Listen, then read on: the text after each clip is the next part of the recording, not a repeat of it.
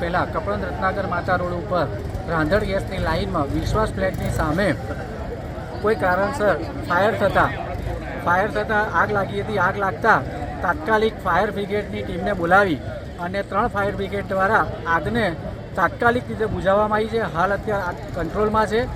સીએનજીની team હાલ આવી ગયેલી છે અને એના ઉપર કામ કરી મરમ્મત કરીને કામ હાલ સીએનજીની લાઈન બંધ કરી છે. કાર્યરત થાય એના માટે કામ ચાલુ. આગ લાગવાની બાજુમાં ક્યાંક નાનું મોટું સળગાયેલું હોવાથી કદાચ એ લાઈનમાં એ સળગતું તણખડું કદાચ એની પર પડ્યું હોય અને એના લીધે કદાચ આગ લાગી હોય એવું માનવામાં આવ્યું.